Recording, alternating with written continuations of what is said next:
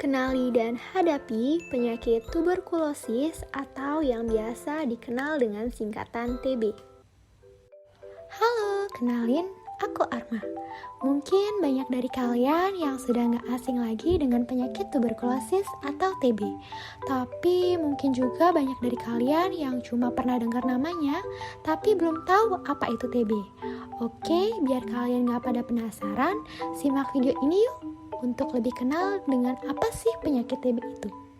Jadi, penyakit tuberkulosis atau biasa dikenal dengan TB ataupun TBC atau juga biasa masyarakat sebut dengan penyakit batuk berdahak adalah suatu penyakit kronik menular yang disebabkan oleh bakteri yang namanya Mycobacterium tuberculosis.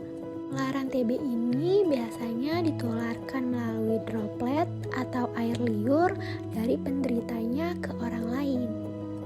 Kalian tahu nggak sih kalau tuberkulosis ini adalah salah satu penyakit yang menyumbang kematian yang cukup banyak di dunia loh.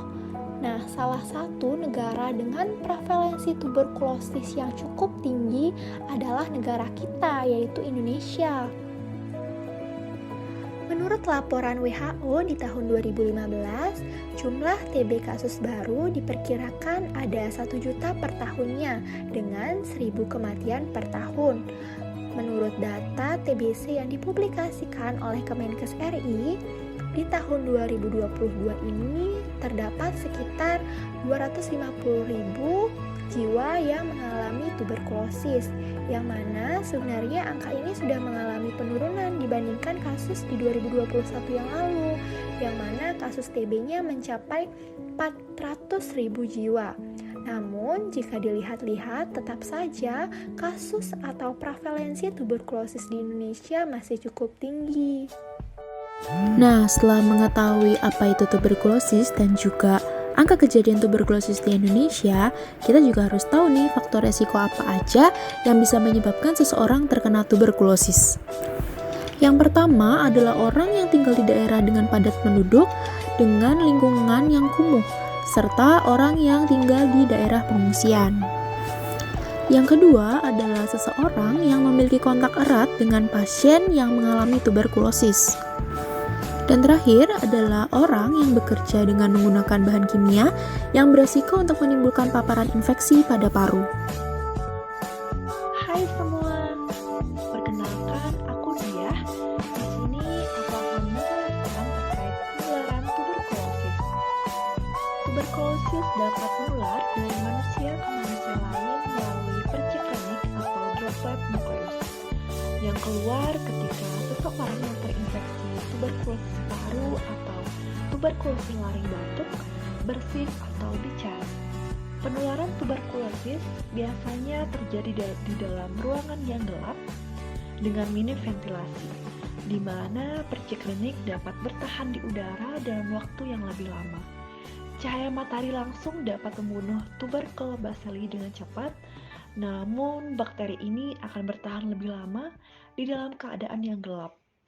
Kontak dekat dalam waktu yang lama dengan orang terinfeksi meningkatkan risiko penularan tuberkulosis. Lalu, apa sih tanda dan gejala orang dengan penyakit tuberkulosis ini? Jadi, gejala utama pasien tuberkulosis paru adalah batuk bedah selama 2 minggu atau lebih. Batuk ini dapat diikuti dengan gejala tambahan yaitu dahak bercampur darah, batuk darah, dapat disertai juga dengan nyeri dada, sesak napas, badan lemas, nafsu makan menurun, berat badan menurun, malaise, berkeringat malam hari tanpa kegiatan fisik, menggigil, dan demam meriang lebih dari 1 bulan. Tuberkulosis dapat dicegah penularannya, salah satunya dengan menjaga tempat tinggal tetap dalam keadaan bersih dan juga sehat, serta rumah harus memiliki pencahayaan yang cukup yang berasal dari sinar matahari.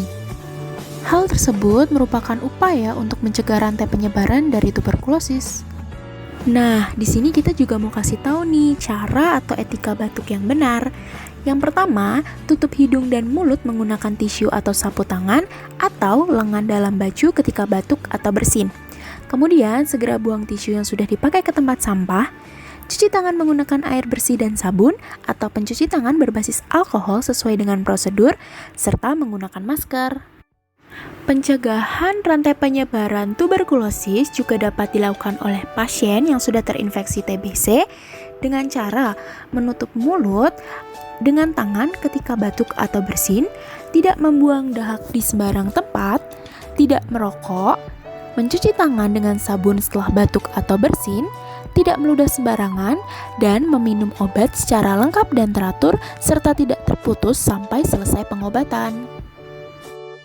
Pasien juga disarankan untuk olahraga secara rutin dan teratur, melakukan kontrol ke dokter apabila obat telah habis, tidur di kamar terpisah selama fase aktif, mengkonsumsi makanan yang bergizi dan seimbang, serta perlunya ada dukungan psikososial dari keluarga atau mungkin orang terdekat pasien untuk tercapainya keberhasilan pengobatan.